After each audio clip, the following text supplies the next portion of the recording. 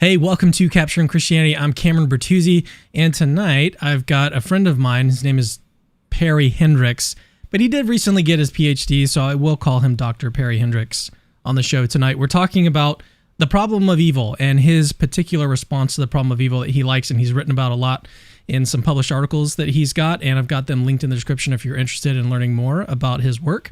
But yeah, so we're talking about the problem of evil. But before we get to that, I kind of want to just shoot the breeze with Perry a little bit, because there's no way, like, most people, the vast majority of people that are watching this are not going to know this.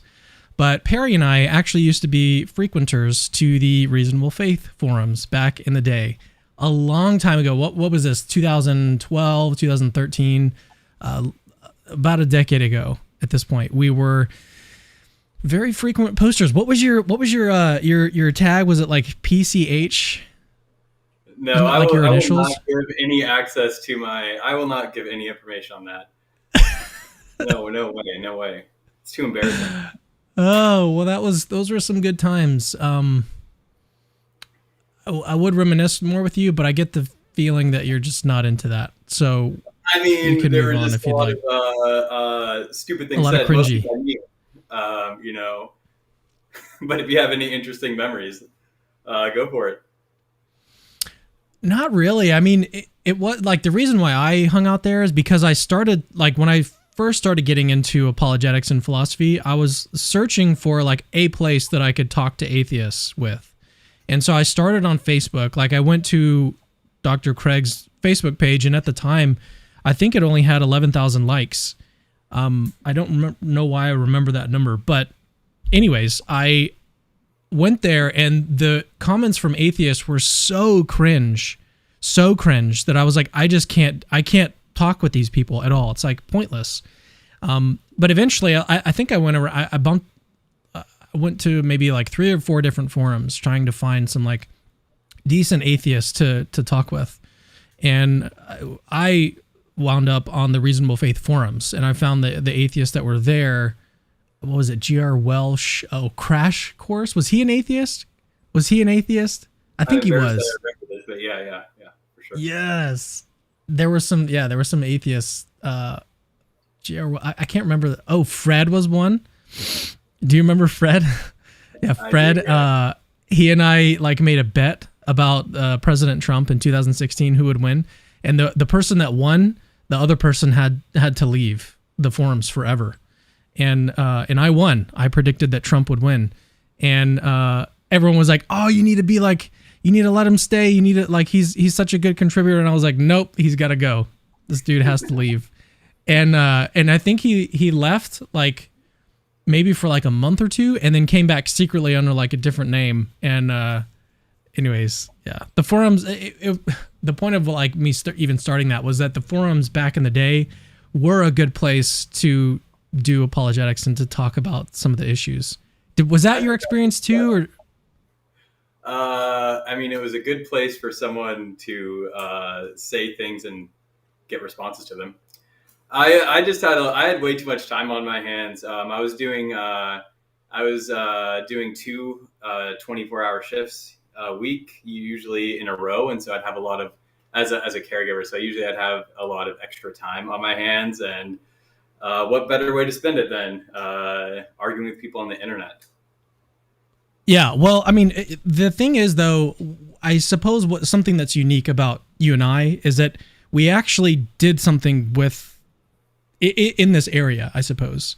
It's one way you could put it. So, like, obviously, Capturing Christianity is the thing that I ended up doing, but then you went and got a doctorate, and you do publish in philosophy of religion, and so you did kind of turn into like what was an initial sort of, I don't know, passion that you had. I don't know if you would call it a passion. I definitely would consider it a passion on my part, but you turned that into something that's actually real.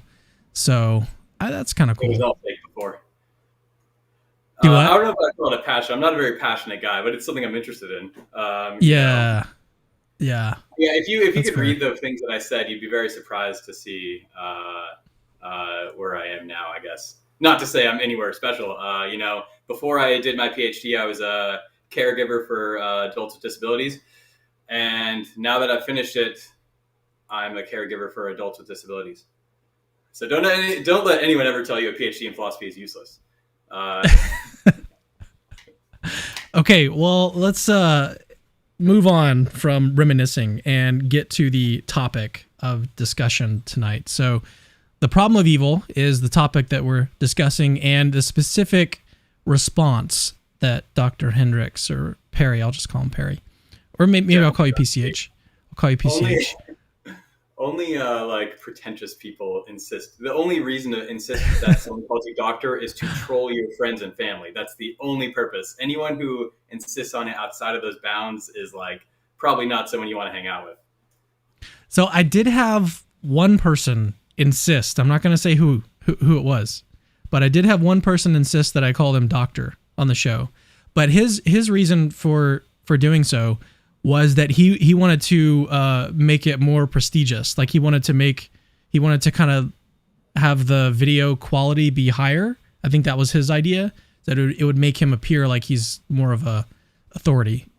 And I kind of understood that. It wasn't like he wasn't requiring that I call him doctor, like, off air or anything. I mean, wouldn't being so most people who have a PhD also have a master's? Wouldn't being called master be more authoritative? Be more authoritative. You can call me master. Actually, maybe that'll be better. Okay, I'll do that, and then I'll also use a British accent. So, Master Perry. Well, let's get into the actual, like, what we're supposed to be talking about, which is the problem of evil. So, lay out for us the problem of evil. A really simple version of it, because there's obviously, like, if you're familiar with apologetics or philosophy, you know that there are many different versions of the problem of evil. So just give us like a sort of bare bones, quick and dirty version of the problem of evil. Then we'll go into what your preferred response is. Okay. So, I mean, the problem of evil is there's a lot of, bad things we see in the world. And a lot of them are a bit puzzling if you think that like a perfect being exists. The intensity of some evils, the distribution, the patterns of some evils, they might be really puzzling. And so arguments from evil try to or say that some known fact about evil is at least some evidence against God's existence. So, there's, to take like a concrete example of some instance of evil, I was actually reading in the paper about this kidnapping at a preschool in Texas last week. And fortunately, she woke up about 45 minutes later. In any case, there are some, there are lots and lots of really bad instances of evil, lots of seriously bad things that, they're a little bit puzzling if you think that God exists, right? And so they come in a lot of different flavors. But one kind of really popular argument that's emerged since, the 80s is what's called a no-seum argument from evil.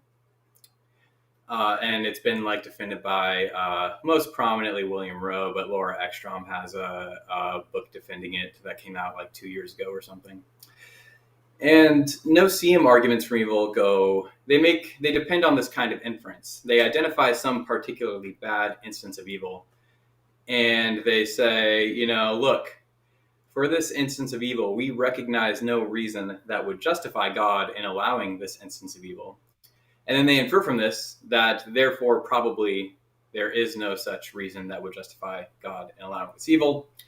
But, if God exists, he would have a reason for he's not going to allow any unjustified evil. And so, probably God doesn't exist. That's kind of like a bare bones version of a no-seum argument from evil. And so there's different kinds of skeptical theism, but all versions of skeptical theism are going to reject this inference. They're going to say this inference sucks, it's a bad inference, it's unjustified. Beliefs based on an inference like this, with respect to if it's in the context of evil or something similar to that, are unjustified. So there's a lot of different kinds of skeptical theism, but they're all going to agree on that. And I guess maybe it's a good sidebar here to say, like, Sometimes you hear people say that skeptical theism is like a cop-out, or that it's the claim that God works in mysterious ways, or some nonsense like that. But obviously that's not true, right? So if you're rejecting this inference, this kind of argument for thinking that there is no reason that would justify God if he exists, right? That's not copping out. That's just saying, this is a bad inference.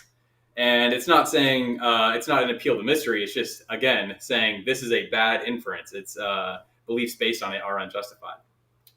Okay, so yeah, all kinds of skeptical theism reject this kind of inference. Was that a clear explanation of this argument from evil, Cameron? Yeah, I think it was. And what you're rejecting is that first premise, which is the inference, right?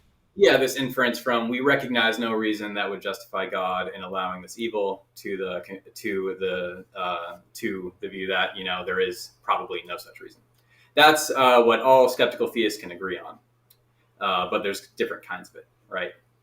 Yeah. One thing I wanted to kind of mention at the beginning here is the version of the response to the problem of evil that you like the best, or at least you'll be talking about tonight. I don't know if it's actually true that you like this the best or anything, but skeptical theism is your preferred response. And it's kind of unfortunate, maybe you agree with this, that this term is sort of being used for this, because you don't have to be a theist in order to be a skeptical theist. So it's just a call to epistemic humility. It's like, just recognize that you don't necessarily know everything. And there's a lot more to it than that. But the point, I suppose, is that the term skeptical theist is a little bit unfortunate, and it doesn't imply that you're overly skeptical. It doesn't imply that you're like skeptical of God's existence or anything like that. And again, atheists can be skeptical theists. It's one of the reasons why it's a sort of unfortunate term that gets used. It's actually one of the reasons why William Lane Craig doesn't like to use the term skeptical theist, even though he explicitly is a skeptical theist. So he is? Interesting. Yeah. Any thoughts on any thoughts on that point about the term skeptical theist? So first, I wouldn't want to say it's my preferred response to the argument from evil. I just think it's true in that it has these effects. And on the origin of the name, if we're looking to place blame here, this is Paul Draper's fault, because he is the person who coined the term, and he regrets that as well. He doesn't like the name either, but he's the one who caused it. But I like the name.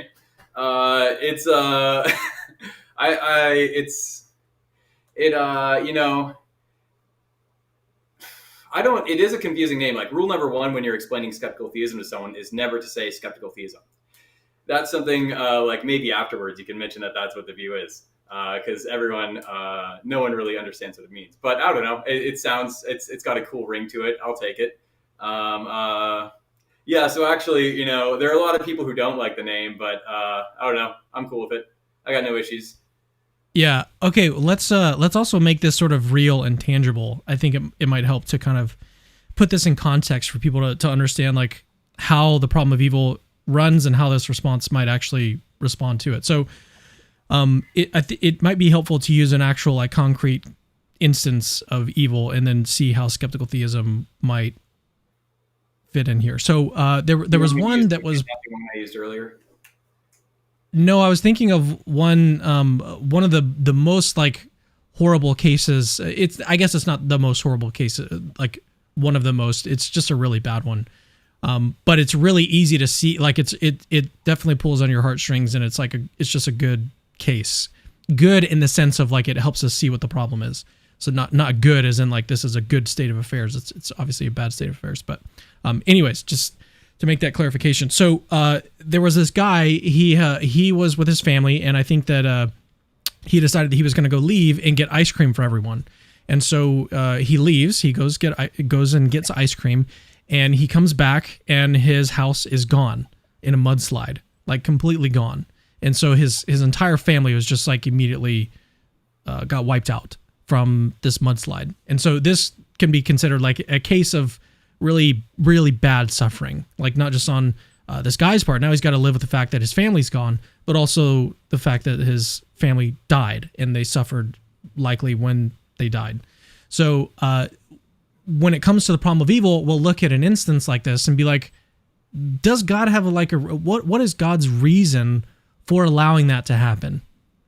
That's what an atheist wants to do when it comes to the problem of evil, is like, well, in this case, they'll look at this case and be like, I can't really see, like, it doesn't really seem obvious what reason God would have to allow or permit this. And then the inference goes, well, I can't really see a reason, so therefore there probably is no reason. And then skeptical theism comes in and says, actually, that inference is not a good inference. From the fact that you can't see something, it doesn't actually follow that it's likely that God doesn't have a reason. So that's kind of how, like, I hope that's helpful in sort of framing and making it concrete. But yeah, feel free to add or take anything away. No, I mean, that was decent enough. I think that was a pretty good explanation. It would be a little clearer, like, after I explain what I take skeptical theism to be, how it would affect. But yeah, basically, skeptical theists. I mean, so some no-seem inferencers are good. You know, I don't see like hippo in this room, so probably there is none. That's pretty good. Yeah. But that's because if there were a hippo in here, you know, it's the kind of thing that I would likely see. But the question is whether that's true for reasons that would justify or even require God to allow certain kinds of evil. And what the skeptical theist thinks is, you know, that those aren't, we shouldn't necessarily, in fact, that our grasp of God's reasons just isn't very good. Or our grasp, yeah. But yeah, maybe if I explain what I mean by skeptical theism, this will get a bit clearer. Yeah, because like you said earlier, there's well, just like with the problem of evil, there's all different sorts of varieties and versions of the problem of evil. The same is true with skeptical theism, is that there's different versions of it. There's stronger, weaker versions. I think John DePoe even's got like a, I can't think of the name. Positive skeptical theism, yeah. Yeah, and lots of them are compatible. Like, I think the kind of, I think probably what I lay out is compatible with his kind of skeptical theism. And yeah, let me flag also that I think that skeptical theism, while I'm focusing on this no-seem argument from evil, I think it's going to affect a whole lot of arguments from evil, probably all the plausible ones, including like Paul Draper's version. And a whole lot of other arguments for atheism as well, including like divine hiddenness, and even some arguments for theism, like certain kinds of motivations for the argument from conscious agents, like Ben Page's version, or Dustin Crummett and Brian Cutter's psychophysical harmony argument. Okay, yeah. So it has a pretty wide scope. It's not limited to just this kind of argument from evil. But so what I mean, and so the skeptical theism that I'm going to talk about is this, it's going to focus on a skepticism about our knowledge of the weight of God's reasons. And the reason I'm focusing on the weight of God's reasons as opposed to like just goods and evils and their connections, like a lot of kinds of skeptical theism do, are because when we're talking about the problem of evil and other related issues, like whether or not God exists, we're interested in like, how do we predict how God would act if he existed? So what would confirm God's existence? What should we expect? And if we're trying to do that, we need to know more than the goods and evils and their values of different states of affairs. This is because, you know, like sometimes, and maybe probably a lot of the time, and maybe even most of the time, what we ought to do, what we have most reason to do, isn't the most valuable thing. So suppose that, you know, I promise to meet you for lunch at like some restaurant, and that, you know, and that because, you know, that'd be a pretty awesome lunch, right? That would produce like 1 billion units of goodness in the world, right? And then suppose my friend comes to me and says, you know, we should play spike ball at this time. And that actually conflicts with the time when I was going to have lunch with you. And, you know, spike ball is pretty awesome. And it would actually produce 1 billion.00001 units of goodness overall. So in this case, breaking my promise actually produces more good, more value. But, you know, I still have stronger reason to keep my promise and to meet you for lunch. And I actually ought to. I'm actually obligated to keep my promise to you and meet you for lunch. So what this shows, you know, is that we need to take into account all of our reasons, not just our axiological or value-based reasons. When we're predicting how God would act or when we're figuring out how we ought to act, we need to look at all of our reasons, and they're not necessarily tied to value here. And so I've got some pushback on that, but I want to leave it. I actually want to let you finish. but I do have some thoughts on that. Oh, you're not going to give them though? I was going to save it for later, but I can give them now if you can feel like you can stay on track. I feel like I can. I mean, maybe I'm optimistic here, but I think I can stay on track. Okay. Well, my idea is that in the world where you stick to your promise, you're going to that is going to add some more value on top of it, because you're going to introduce now I can't think of like a good term to use, but like, I guess sticking to your promise, like that adds value. So the value of going to lunch plus doing what you were supposed to do, that adds value to the world in a way that even if Spikeball was valuable in itself, that would, like, you're breaking your promise would add some disvalues that would sort of offset the value of Spikeball. So sure. The actions that you do in the world, those would have to be sort of combined with the value of lunch versus the value of the Spikeball. But I'm sure that you could probably just alter the scenario to overcome that.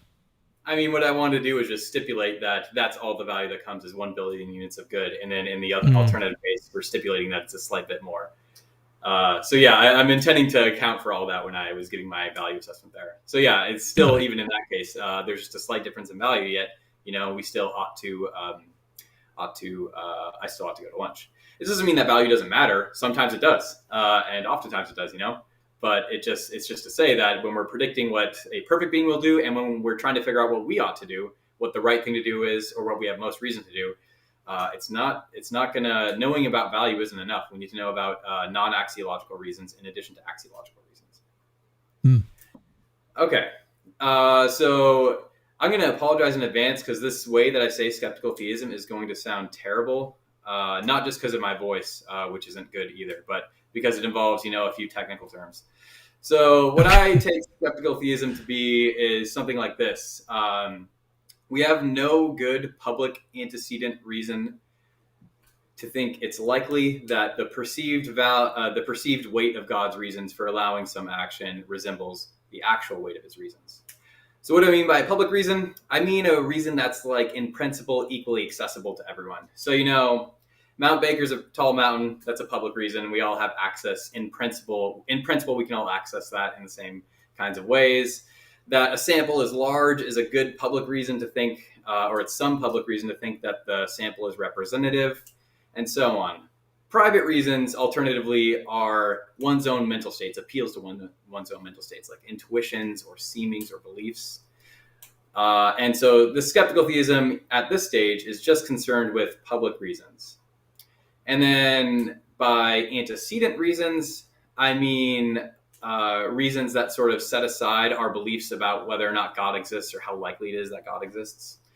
This is for a few reasons. One reason is that it prevents theists from making this Morean shift. So take some instance of evil that happens, and suppose we don't recognize a reason that would justify God in allowing that instance of evil. Well, the theist might say, we shouldn't infer that there is no reason because we know God exists, or we rationally believe God exists, or we justifiably believe God exists, or whatever. And therefore, we can conclude that there probably is a reason. So, I mean, there's nothing necessarily wrong with that kind of move, but in this dialectic, it doesn't. I'm sort of cutting it off and making the job tougher for a theist here. And then, why do I focus on God's reasons instead of just our reasons?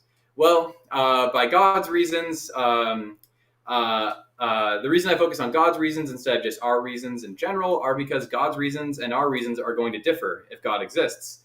Largely because God's going to occupy a different relation to creation than we do. So there are these things called agent-centered reasons where someone has a reason that sort of depends, or they have a reason in virtue of their relation to something. So, like I have a daughter, or I have a few daughters, and I have a reason to feed them, because I am their father. But Cameron doesn't have a reason to feed them, or if he does have a reason, it's just a more general reason, like you ought to feed hungry children or something like that. So if he has a reason, it's a different reason than mine. It's probably going to vary in its weight. My reason is quite weighty, whereas he has no weighty reason. Well, I mean, he has a reason, I suppose. And sometimes this reason to feed them can be overridden. Like, suppose my daughter's going in for surgery, and she's supposed to fast 24 hours in advance or something like that. Well, I've got this reason to feed her, but it's outweighed by this other reason that I have to not feed her. And here, let me flag also that I'm intentionally, I'm staying at the surface level here. Really, we can distinguish between justifying and requiring reasons. I'm going to skip over that to try and save everyone a headache. But, I talk about these in paper and book. And if you're interested in a more detailed explanation, you can see those. But I'm just going to talk about reasons and not distinguish between them. Also because I'm lazy and it would require more words to do that. So far, public reasons are reasons that are, not your own mental states. They're not your own intuitions or seemings. And antecedent reasons are reasons that don't take into account whether or not or how likely it is that God exists. And then God's reasons I've distinguished from our reasons. And then one last technical thing, and then it'll become more bearable. The last thing is this. When I say we have no good reason to think X, I mean that we currently do not recognize a reason as being a good one to think X. So, for example, when I'm driving, and I see a car with its blinker turned on, and its left blinker turned on. That's a good reason for me to think that the car is going to turn left. It's not a good reason for any of my daughters to think that it's going to turn left because they don't know what that means. Or if I see a speed limit sign that says, speed limit 50, that's a good reason for me to think that I shouldn't go above 50 miles an hour. But it's not a good reason for any of my daughters to think that because none of them can read. So skeptical theism is concerned with the reasons we recognize as being good reasons. And then, so I can simplify skeptical theism from here. We can just keep public and antecedent in our background here. And we can just say, for simplicity's sake, skeptical theism is this. We have no good reason to think it's likely that the perceived weight of God's reasons for allowing some action resembles the actual weight of his reasons. Was that a decent explanation? Are you tracking that? I think, I think it was. And I don't think it's going to be too difficult for the audience either. So I'm happy to move on. We can, there are some real, I suppose, popular objections to skeptical theism that we could cover. And I kind of have two in mind because so one of them is that there's different versions of the problem of evil, just like there's different versions of skeptical theism. We've already made this point several times.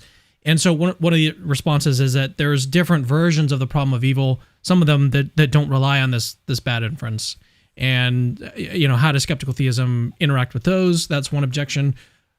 Feel free to, you can interact with these now or later, take your pick, but I'll just give the other one really quickly. The other objection, really very, very, very common objection is, I think Stephen Law calls it the Pandora's box objection. So it's basically like the too much skepticism objection, or the global skepticism, that if you accept the skeptical theist theses, then you're going to wind up in a place where you're skeptical, way too skeptical about everything, about your moral choices and just lots of things. So, feel free to interact with either of those or continue on what you were saying before. But I did kind of want to flag those and get to those at some point. Yeah. So I guess there's different arguments from evil. You might think, look, skeptical theism only is going to affect this. But let's think about what skeptical theism says here. It says that we have no good reason to think that the perceived weight of God's reasons resembles the actual weight. This is going to affect every argument from evil that depends, any argument. So we're trying to predict how God would act if he exists. And that's going to have to take into account our perceived weight of his reasons, right? Because if God has reason, if his reasons are stronger for performing some action, he's going to do that because it'd be irrational to do what you have less reason to do. So we need to know what the weight of God's reasons are. And this is why it's going to be relevant to Paul Draper's Humean argument from evil, because it's going to be really difficult. In fact, I think you just can't, if we're just taking into account our public antecedent reasons, we can't really ascribe a probability to the probability that God would allow these patterns of pain and pleasure that Paul talks about. And and this is going to be true, for any kind of fact that you're citing that you think is unlikely given theism, or you think it's less likely given theism than a competing hypothesis. for any claim like that, we need to know what the weight of God's reasons are for that action. Because again, if his reasons favor that, it's going to be something that he's going to do. So we have to take into account it's crucial that we know what the actual weight of God's reasons are, that we have a good idea of it. But skeptical theism is obviously conflicting with that. So it's going to undo all of these kinds of arguments. It's not restricted to this no-seum one. It's also going to be a problem for arguments from divine hiddenness. So like the evidential versions, the logical version, it'll also affect, but that's the least plausible version. It's also going to affect things like the evil God challenge, evolutionary arguments for atheism, because all these things are citing facts that we take to be less likely on theism given a different hypothesis, or we just take them to be unlikely on theism. But yeah, skeptical theism is going to prevent that assessment. So it's not restricted to no-seum arguments from evil. And then as for, do you want me to talk about global skepticism now, or did you want to push back on that a little? No, I mean, I don't have a whole lot to say in response to that. I did kind of want to add that there was one point where I was really looking into the literature on skeptical theism, and one of the resources that I came across back in the day, I think it was in like 99 or something like that, Daniel Howard Snyder was writing on the problem of evil. He had a really good paper where he was talking about whether or not skeptical theism actually interacts with Bayesian style arguments from evil. And what he argued, if I can remember correctly, and I think this would go fit in perfectly with what you just argued, is that he basically argues that you've got to have two variables that you calculate when it comes to a Bayesian argument from evil. You've got to know what is the likelihood that naturalism can predict evil and suffering, and then you've got to know whether or not theism predicts evil and suffering. These are two crucial variables in making a sort of final calculation. So if skeptical theism prevents you from making one of these calculations, then you can't actually end up doing the Bayesian calculation that you need to do.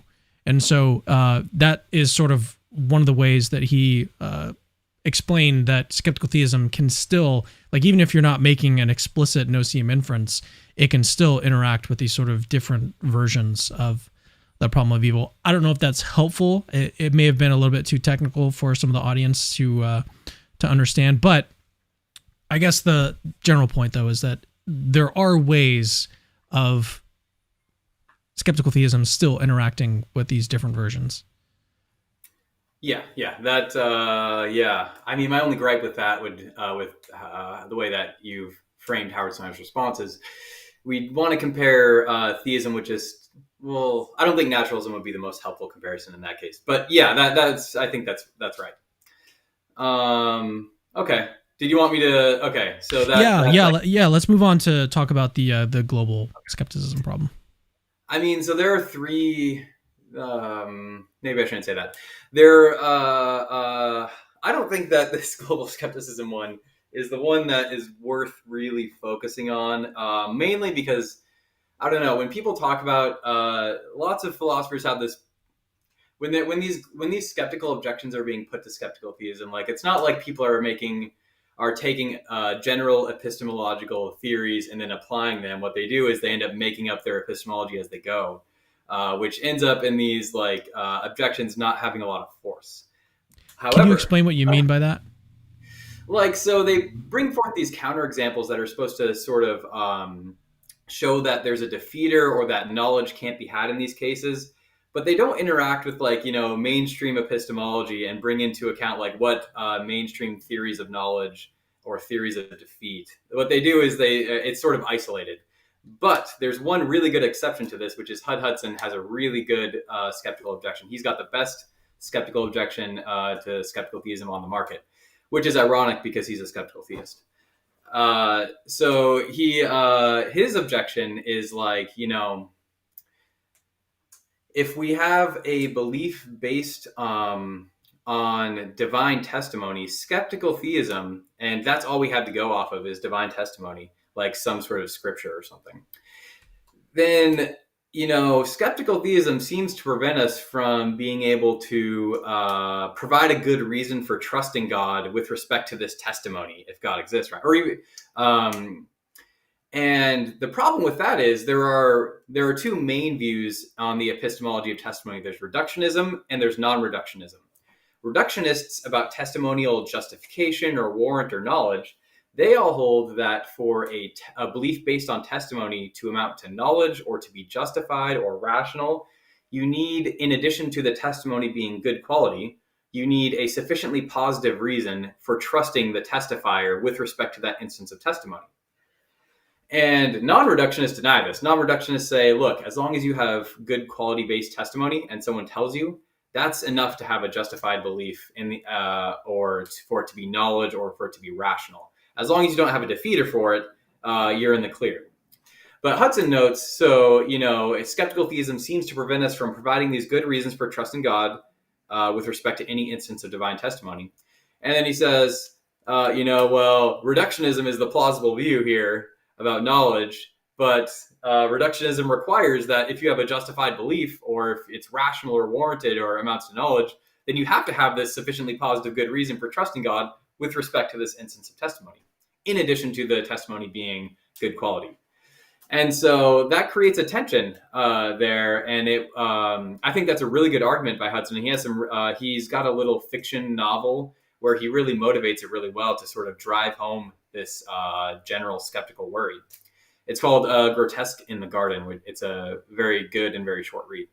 One of the only fiction books I've ever read in the last 10 years or something. But anyway, it's the problem. What I reject here is Hudson's right in what he's saying, but I think he's wrong in endorsing reductionism. I think non-reductionism is definitely the right view to take. I think most externalists about knowledge, so people who think that as long as a belief is produced in the right way and you add in a few other bells and whistles, your belief can be justified or amount to knowledge or be rational or warranted. Externalists are going to be more attracted towards this view, although it's not incompatible with internalism. But yeah, so the way that I guess, so Hudson's got a good objection, but it relies on this view of testimonial knowledge that I think is false, this reductionist view. Yeah, but isn't that kind of your beef with these other guys as well? Is that they're working with these sort of epistemologies that they come up with on the fly? Well, no, that's not your objection to Hudson. He's not saying that. Yeah, he's not coming up with his on the fly, but your objection is still against his epistemology. Yeah, so I think he's endorsing the wrong view. But I mean, the reason that his objection is good is because it's working within these mainstream views, and it's pointing out a real and serious connection between them. And so that's why I think his is really just better than the others. It's interacting with them more. Stephen Law has a little bit of this as well. What's weird is that Stephen Law is an externalist, right? You've kind of, I don't know if you've written on this or you've talked about it, but it's a little bit strange that he's raising this objection as an externalist. I don't know if he's an externalist, but he says, look, it's true that skeptical theism. So externalists think, once again, so there are internalists and externalists. I guess I'll just explain the externalist view, which is you can have justified or rational beliefs, and your beliefs can amount to knowledge, so long as they're produced in the right way and you don't have a defeater or something like that. And this is, I think it's the majority position among philosophers. So whatever that's worth, maybe not much. Philosophers aren't very good at figuring things out. So, so he says, it's true that it can meet the conditions, which it definitely can. But then he says, he plays off this other paper where he says this would be unreasonable knowledge. But yeah, I don't know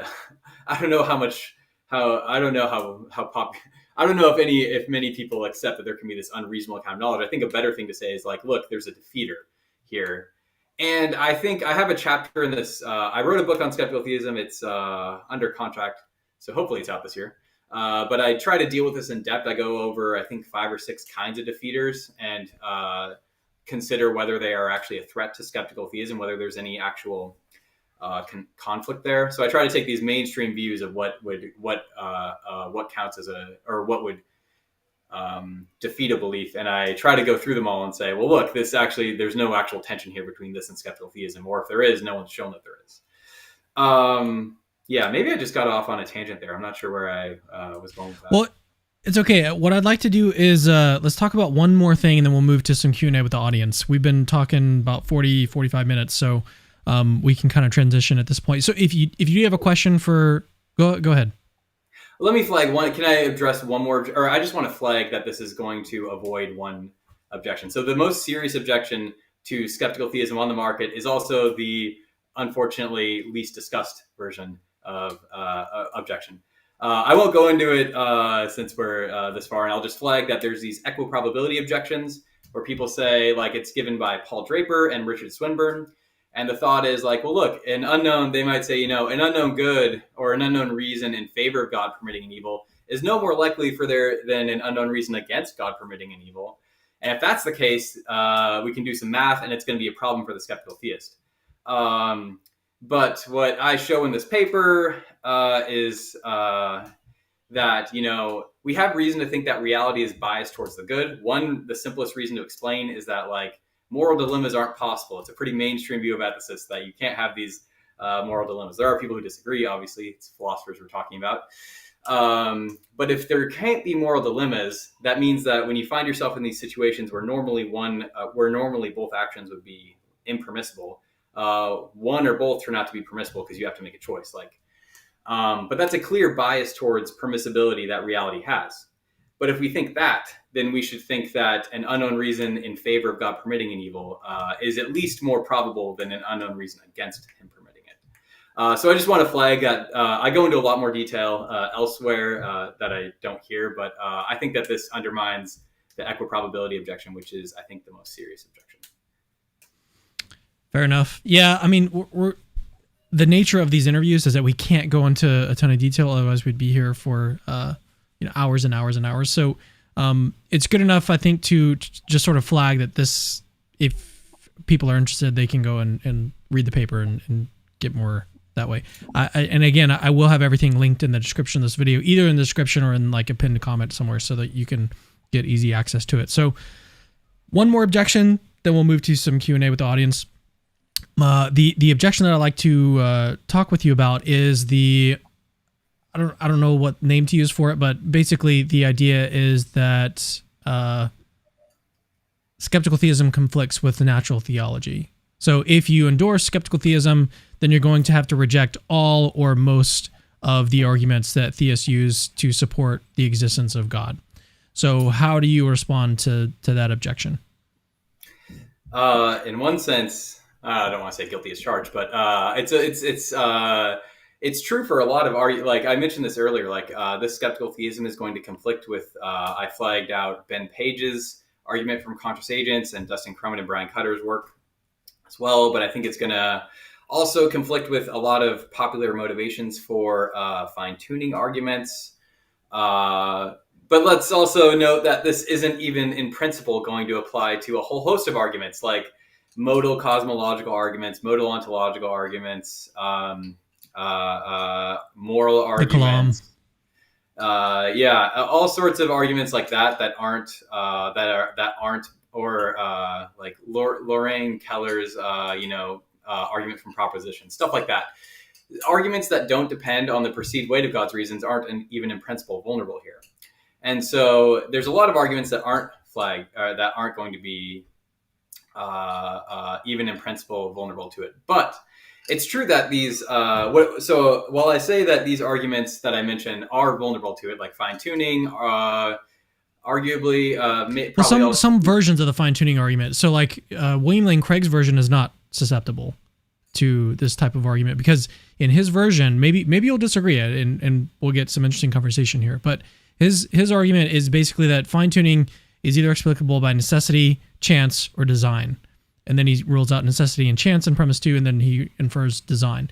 So he doesn't actually conclude that God, created a life-permitting universe, or that it's more likely, or anything like that. He just concludes design is the conclusion. So my worry with that would be like, why do we think it's more likely that it would be due to design, or why that's the best one? And if I'd have to read more on what he thinks, but it seems plausible to think it's going to come down to the perceived weight of God's reasons. But I think that I have a chapter in this book where I try to show, like, it's true that all these arguments are undermined by skeptical theism, but there are other ways we can run these arguments that aren't undermined by skeptical theism. And I try to do that with Crummett and Cutter's paper, as well as Ben Page's argument from consciousness. And I think that you can do this with a lot of other arguments as well. But it would be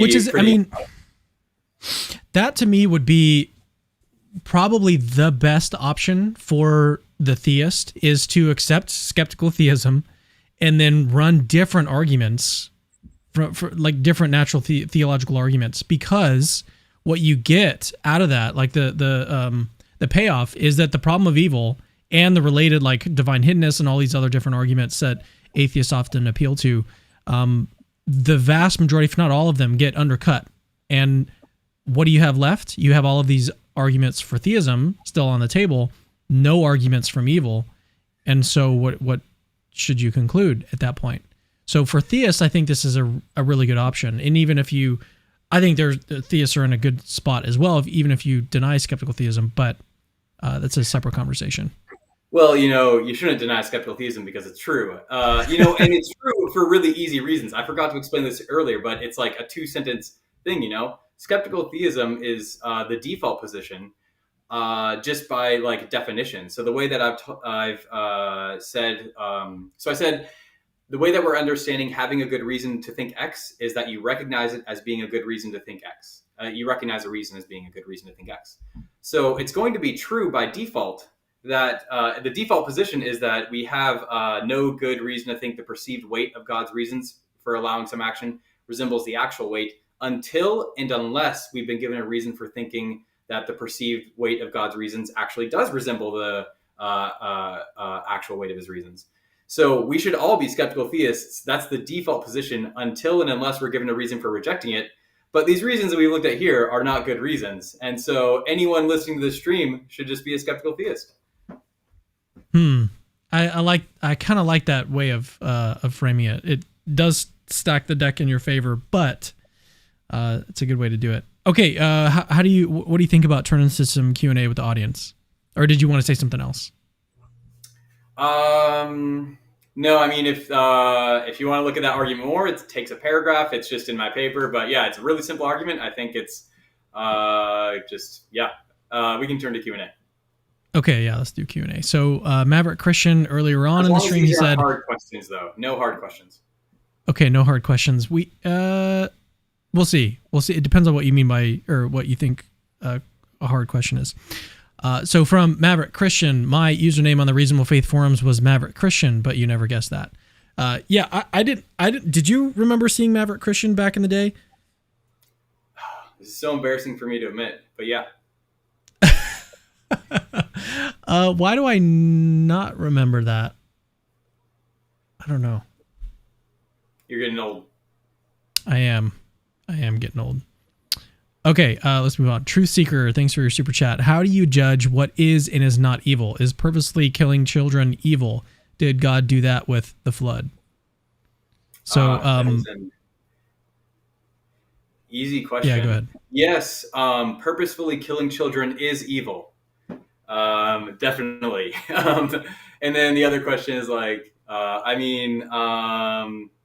if somebody fills, a pool full of water intentionally and directly, and there's a child who can't swim in there, that probably means that someone killed that child. I don't know how that relates to the story of the flood and how to properly understand that, but I guess you can do with that what you will. Okay. The next one is from Honest Christianity. Not a question, but it was just something I kind of wanted to address. This is a ridiculous video. If you want persons of serious intellect to take your channel seriously, then please stop with the silly titles. So what they're talking about is the way that I've titled the stream. Let me actually see if I can pull it up because it's kind of slipping in my mind. I think I titled the definitive way to defeat the problem of evil was the title. Which, when I was setting this up, I think that's actually like what you think. You're a skeptical theist, and you think that this is the definitive way to address literally every version of the problem of evil. Is that right? So, I think it addresses... So, skeptical theism is true, and it has these implications that do address all plausible versions of the argument from evil. I think that's right. Yeah, so it's not clickbait or anything like this is literally what Perry thinks, or maybe not literally, I but it's wouldn't use very, those very words, close. but I mean, Yeah, it's not yeah, to clutch pearls about. yeah. But I mean, skeptical theism. Go ahead. Oh no, what were you gonna say? I was gonna say that skeptical theism, like if you do take it seriously and try to look at what the implications are, then it really does do a sort of death blow to the problem of evil, like the strongest versions of it. And so it is a very, very powerful response.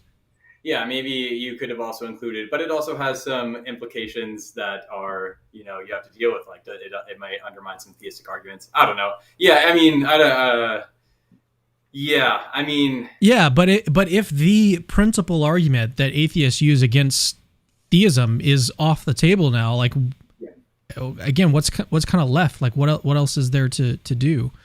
Well, so I mean, there are arguments that aren't going to be susceptible to skeptical theism. Like, so if you think that there's anything to arguments from incoherent properties, or if you like Paul Draper's low priors argument, those aren't going to be vulnerable to skeptical theism. But I think that skeptical theism does take off the table the most popular evidential arguments, like for atheism. I think that's true. All right, moving on to a comment from Ping Pong Cup Shots.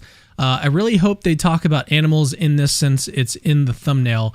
So I wanted to give you a chance to sort of address that. I mean, it was implied that if skeptical theism addresses the most plausible versions, one of those versions will be one that focuses on animal suffering, even if you want to like make it more specific and say evolutionary suffering from, through evolution. So, yeah, feel free to say anything else about that. So yeah, I mean, if you could talk about the suffering of animals, or maybe the pattern or intensity of the suffering, and you might cite that as some fact that's either unlikely on theism, or it's less likely on theism than a competing hypothesis. But that's going to come down to, what God's reasons are for allowing this to happen. And so in that case, we again need to know what we need to be able to go from the perceived weight of God's reasons to the actual weight of his reasons. But that's skeptical theism is going to prevent that. So yeah, I mean, it's kind of you can apply this to any argument like that. You just think about.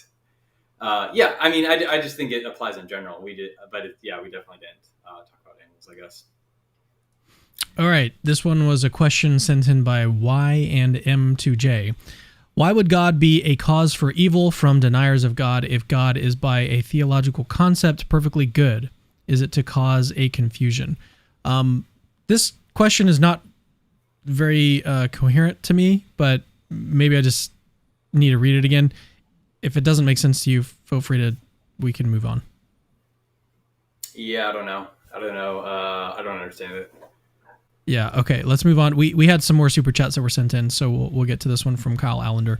How would skeptical theism deal with Draper's argument that evil, independently confirms N, naturalism? 1, ST, evil is inscrutable. 2, N plus background knowledge. N predicts E, given that N favors indifference. 3, thus, the probability of N given E is greater than the probability of skeptical theism given E. No, I'm almost certain that Paul wouldn't make that argument. Let me read this a little bit more carefully. Yeah, take your time.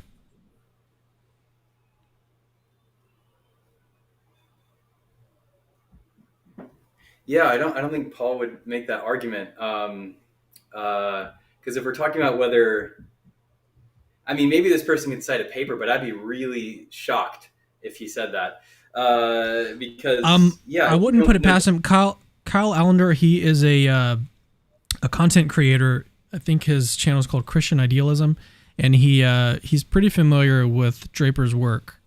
So he could be like messing up the equation here, but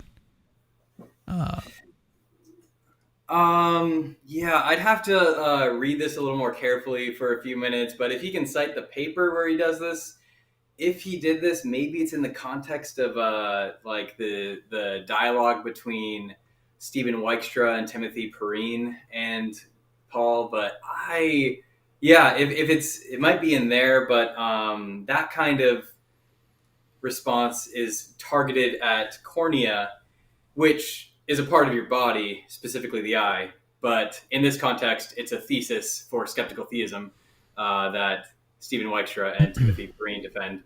But yeah, so I'd have to look at the paper, but this would surprise me if I'm getting this right. But yeah, maybe I'm not reading it right. I'd want to read this more carefully.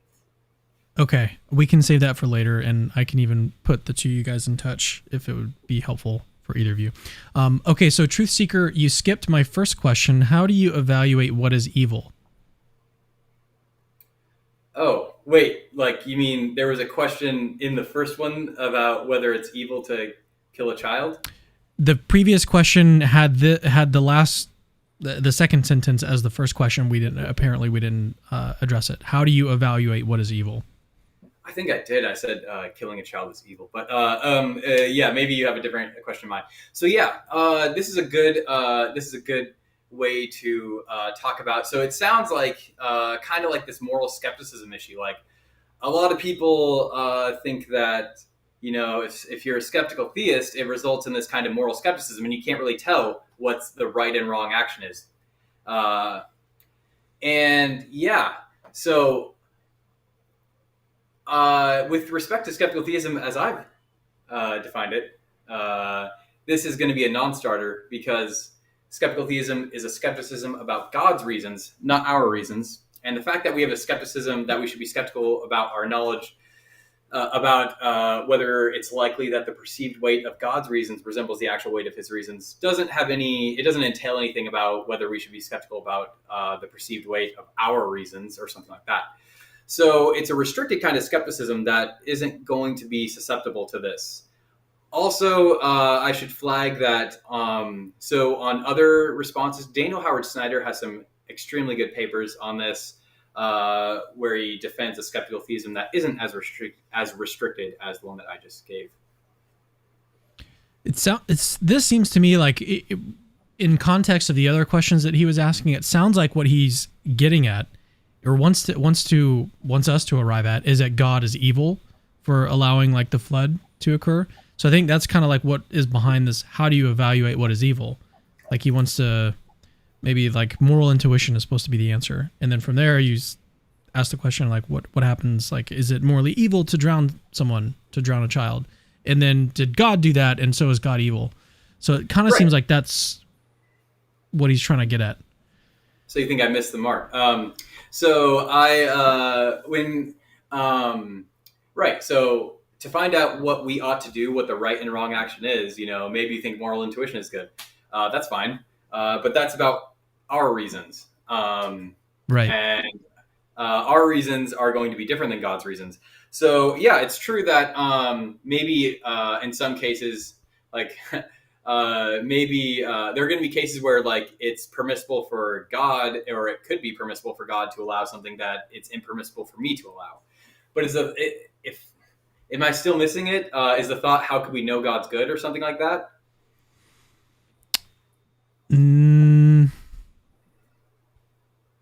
Maybe. Oh, so I guess I should say something about that. Yeah. What do you, okay, the question about this huge jug that you keep chugging. What do you just drink this big jug like throughout the day, or is this just your everyday, like explain the story of this huge jug that you drink? I mean, it's a jug. I try to drink 1 gallon of vodka every day, and it's really tough sometimes. I don't know. I just drink water. Got it. Water's good for you. Okay. But the goodness, how can you know God's good? I mean, it's going to depend. Like if you think I'm inclined to think like the simpler and most probable concepts of God are ones where he's perfect. And that's going to entail goodness. But yeah, it's a whole large issue. I'm actually hoping to write something on this relatively soon, but it's a think it's completely separate from skeptical theism, and I don't think skeptical theism would, or I don't think it conflicts with any of these kinds of arguments or has anything to say about them. Yeah, I did want to say that it does seem like Truth Seeker is not really understanding the topic for tonight, is skeptical theism, the problem of evil. And this is unrelated to that specific thing. So, let's move on. So this one is from Maverick Christian. How would you respond to the challenge of common sense epistemology to skeptical theism? So yeah, there are these, I don't think common sense. So common sense epistemology is a weird name for this. What people mean by that is phenomenal conservatism in this context. So, if it seems to someone that something's the case, that's going to provide at least some justification for thinking that's the case, provided there's no defeater. Mm-hmm. I don't think there's a conflict between skeptical theism and phenomenal conservatism or common sense epistemology. But I imagine maybe what's lurking here is, maybe I'm wrong. I've been wrong before, apparently. But I think what's lurking here is maybe like, what do I think about the common sense problem of evil and whether that evades the grasp of skeptical theism? Mm-hmm. Is that a plausible interpretation of what's going on here, Cameron? That's what I thought. Okay. That's what that was my initial interpretation. So maybe Wade, you can let us know in the live chat whether or not that's accurate. The tension is building. I guess I can start. I think it's probable that that's what he means. So stop me if he says that's not. But I guess I'll just say, okay. I think that I've actually my views on this have changed a little more recently. Like I used to think there was absolutely nothing that skeptical theism had to say about these common sense problems of evil, but more recently I've come to think that it might be the case. But largely due to some stuff that Mike Bergman has, his chapter, the Common Sense Skeptical Theism, talks about it a bit more. But I mean, yeah. So I hate to again in this book, I have a whole chapter at the end on the common sense problem of evil, kind of on the assumption that that skeptical theism is irrelevant, and I think that there are a whole lot of reasons for thinking that I don't think the common sense problem of evil is a good argument. I don't think it gives anyone justification. I think there are a whole host of defeaters out there for anyone who has these seemings. But I also doubt that it seems to anyone that there's either axiological gratuitous evil or that there's deontological gratuitous evil. I think it's just there's almost certainly no one who that seems to, because when we spell out what this means, when we spell out what gratuity amounts to in these cases, it's just ridiculous. Because think about when people usually talk about gratuitous evil, they're typically talking about axiologically gratuitous evil, which means that this evil was not required for the production of a greater good or set of goods, and it wasn't required for the prevention of an equally bad or worse evil or set of evils. And it would be really weird. Why couldn't someone have a seeming about those things though? Even if you get specific, like it still seems like someone could have a seeming on that. You could. So I just think it's really unlikely that anyone does. I talked about this on Parker's podcast for a bit. If anyone, so I go into more detail on that. But yeah, okay. One, I doubt that there is this seeming. But okay, let's suppose there is. There's this other problem when we're thinking about axiologically gratuitous evil. What you need to do in order, whether an evil is axiologically gratuitous, it depends on how much good and evil are connected to this. So we actually have to tally up these logical connections of goods and evils that are logically connected to this particular instance. But why in the world would anyone think that their seemers could track this? Like, that's crazy. You think your seemers are out there tracking these logical connections? We disagree about all claims of where there are like logical connections. Like there's mass disagreement among philosophers about everything. So I think it's very clear that we're not good at discerning logical connections between different states of affairs. Like, is the mind logically connected to does it supervene on the brain? Is there this logical connection there? There's not a lot of agreement. And if we were good at discerning these, we'd see a lot less disagreement. But the fact is, disagreement is everywhere.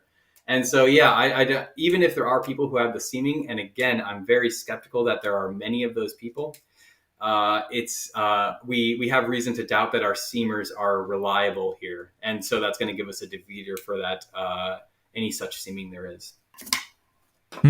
Okay, let's move on. I think this may be our last question, unless we get some more comments or questions that are sent in. So from Daman, does skeptical theism affect arguments from miracles? Yeah, I mean, it's definitely going to rule out certain motivations for it. I think that, if you're making this, if you're trying to support a miracle claim and you're moving from the perceived weight of God's reasons for doing this to the actual weight of his reasons, it's going to be a problem. Again, I hate to punt so much. There's a good football joke in there, but I can't think of it in the moment. But let me punt one more time. I feel like the Seahawks. There you go. Because they punt a lot. Anyway, so yeah, I mean, there's if you can motivate the claim or give a probability assessment that doesn't depend on our public antecedent reasons for thinking that the perceived weight of God's reasons resembles the actual weight, then you can run it. But yeah, that's going to be that's a tough thing to do. That's something I'm trying to think more about lately. But again, I've developed a model for predicting kind of how we can think about how God would act. And I'm interested in seeing whether working on it and seeing if it has anything to say about if it has anything to say about miracle claims or arguments from the resurrection or something like that. But yeah, so it's going to affect it, but there might be other ways to motivate it that it's not in conflict with skeptical theism. Yeah, one of the things that comes to mind is Richard Swinburne's book on the incarnation, on the resurrection. And he spends, I don't know how much of the book, but he spends a good deal of it talking about the reasons that God would have to become incarnate. And so I think it would probably interact with that. Skeptical theism would interact with that aspect, yeah, which what he did, he uses that to inflate the prior probability of the resurrection. Yeah, and so I'm inclined. I do think that there's a way to motivate what he's saying there that's not intentional with skeptical theism, but it does take some work to do. But I'm a lazy guy, so I haven't done that work yet. But maybe someday. Okay. Well, yeah, you need to do that. So, we did have another question that was sent in by Nate. If a deer died alone in a forest because a tree fell on it and we would never know, what good can come out of that? Cameron, love your videos. So, how does this interact with, how would a skeptical theist respond to this instance? I mean, first off, it'd be much funnier if at the end of every comment they were like, Cameron, I hate your videos. Right. So first off, I don't think that a good needs to come from some instance of evil for it to be justified. I think that God's existence is definitely just clearly compatible with axiological gratuitous evil, which is evil that doesn't produce a greater good or prevent an equally bad or worse evil. Justin Mooney has some really good stuff on this, as does Peter Van Wygen. But, maybe you can frame this in a way that would conflict with my view. You might say, what reason would God have to allow that?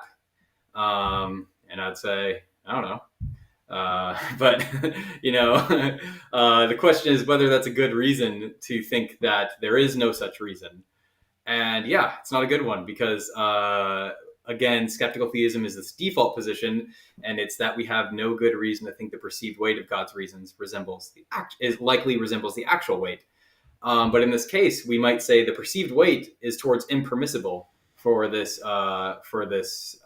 deer. And skeptical theism is going to undermine any inference from that, though, to the view that there probably is no such reason. So, yeah, I don't think an inability to identify a reason here is any problem in the sense that it doesn't make for a good argument from evil, I don't think. All right. One last question, and this is related to something that I saw in the live chat, but so apart from skeptical theism, what are some of your favorite responses to the problem of evil? Okay, I'm going to interpret this as what responses do I think are true? Or what reasons do I think are actually God's reasons? Um, um, there's something definitely to Robin Collins' connection building kind of theodicy. So one, we should expect a whole lot of reasons that it'd be weird if there's only one reason. If God exists and there's only one reason that there's evil. Yeah. There's probably a lot of them. One of them is probably connection building. Another of them is probably character building. Another one might have to do with free will. I don't. That probably plays some sort of a role. If there is free will, maybe there isn't. What other ones do I like? I'm partial to. I think that Alvin Planting is saying something true with respect to the Felix Culpa theodicy. And what else do I like? Or now I've fallen into that trap. What else do I think is true? Yeah, I don't know. There's something to Peter Vandenwagen's global theodicy where, there might be a reason God's allowing a lot of evil and he has to make an arbitrary cut somewhere, so there is pointless evil. That's relatively plausible. And then, it's also plausible to think that, the best possible world includes some sort of a multiverse, which includes our world. I don't know. So there are a lot of the reasons people typically cite strike me as there are certainly reasons that God might allow evil, and they certainly strike me as being considerations that God would take into account. So they're probably part of the story, I would think. Okay, we did have another question that was just sent in by a friend of the channel. His name is, his channel is called Theology Unleashed, and they mainly do like Eastern religion. But his question is, I don't think skeptical theism works for one theodicy over another. That doesn't make a whole lot of sense to me. Maybe you've got a way of interpreting that makes sense, but it doesn't make a whole lot of sense to me. Skeptical theism is not related to theodicies. It's not going to help you pick one theodicy over another. So, but the second part of the question is something that I'm really interested in your thoughts on. Can you say something addressing the idea that karma and reincarnation are a better solution to the problem of evil? A better solution to the problem of evil. What's a solution to the problem of evil? Is it like a reason God would allow evil? In virtue of karma, that sounds a little bit like let's think about what was the other one? Karma and reincarnation. Both of those things are possible in some broad sense, but I don't think they're terrible. I need to see a reason that they're likely explanations of why God allows evil. And yeah, if it's gonna have. So I mean, it's going to conflict with skeptical theism if you offer either of those as a theodicy. But maybe the claim is you just said a bunch of other reasons that you think are true that God would probably take into account when deciding what world to create. And so wouldn't he also take into account karma and reincarnation? And I don't know. I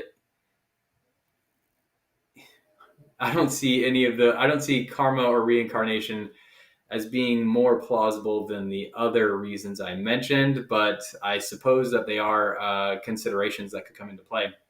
But yeah, I don't think that they're terribly likely explanations. But again, I guess I'm committed to that view for any possible explanation you could give here, given my skeptical theism.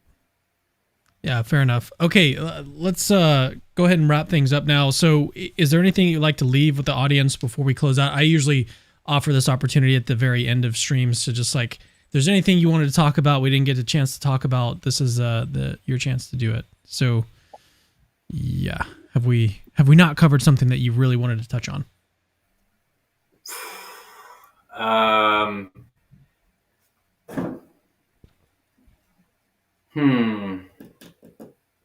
don't know.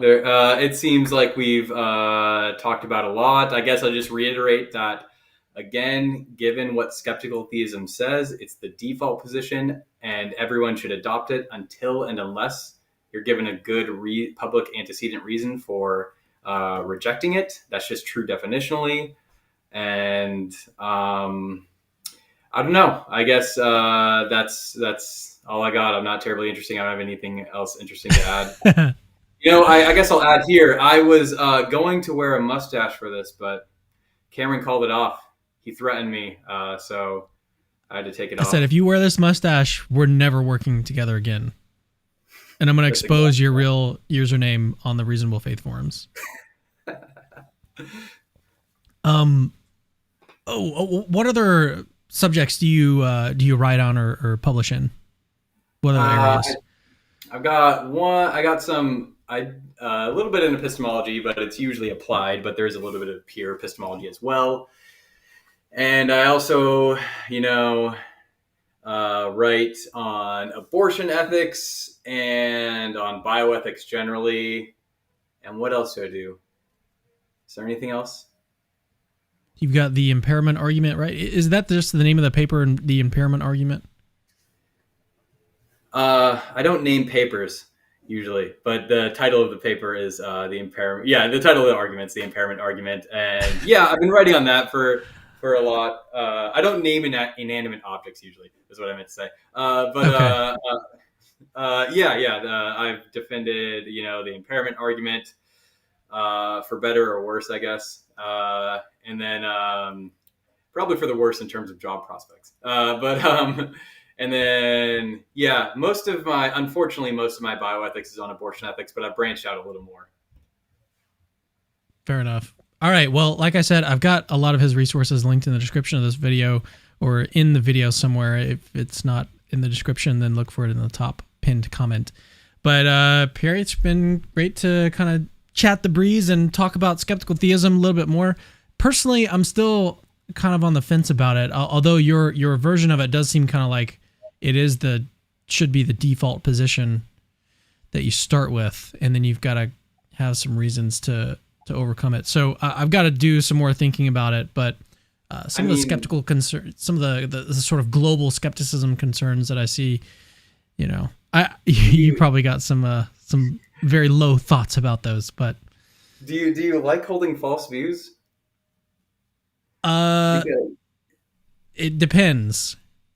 If you don't like holding false views, you should endorse skeptical theism. Yeah, no, I do worry that if we do hold to skeptical theism, then it has some nasty consequences. So I do think that there's a Morian shift kind of thing that you could do on it. But you find some. If you adopt any standard view of any standard external view of knowledge, we know that it's not going to. There's nothing in skeptical theism that conflicts with that. So the thought is that, which I am an externalist. Yeah, because you like holding true beliefs, presumably. Then you have to actually show that there is this defeater. And again, people just if you look at what defeaters are usually typical examples of them, they just aren't going to apply in the case of skeptical theism. I'll send you this chapter I wrote on it to convince you. You can still hold all the character building theodicies you want. You just have to say that you can say it's probably a reason, but it's not the reason, Well, I'll interpret that as I'll hold the true theodicies that I think are true. The theodicies that I think are true. It's not that I want them to be true, Perry. Yes. As it should be. Right. Yeah. Okay. All right. Well, I appreciate you guys tuning in tonight. If you have any thoughts, as always, please leave them in the comments. Let me know what you think. Let me know if we should have Perry back on, or if you hated the show, also let me know. Do what?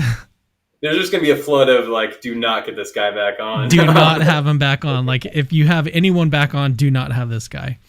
Yeah, but no, seriously, let me know your thoughts. It is fun to read through the comments and see, just see your feedback. And hopefully through your feedback, we can make this channel even greater and better. And yeah, so thank you guys for tuning in. I'll see you in the next Capturing Christianity video very soon. There's a lot of crazy things we are planning in behind the scenes, which I haven't really talked about. There's a lot going on, and I will be hopefully making some announcements soon on some really exciting upcoming projects that we have in the works. So yeah, I'll see you guys very soon, and we'll talk about some awesome things. So See you guys later. Hey, it's me again. Actually, don't leave yet. I've got something super, super important to tell you. So first of all, you're awesome. Like you just watched a really, really long video just now, and you're still watching it. That is actually pretty amazing. Secondly, we have hundreds, literally hundreds of other apologetics related videos for you to watch on our channel. Go check them out. I've interviewed exorcists, hosted debates between Christians and atheists. I've even made response videos to atheists. All of that is available on our channel. Go check it out.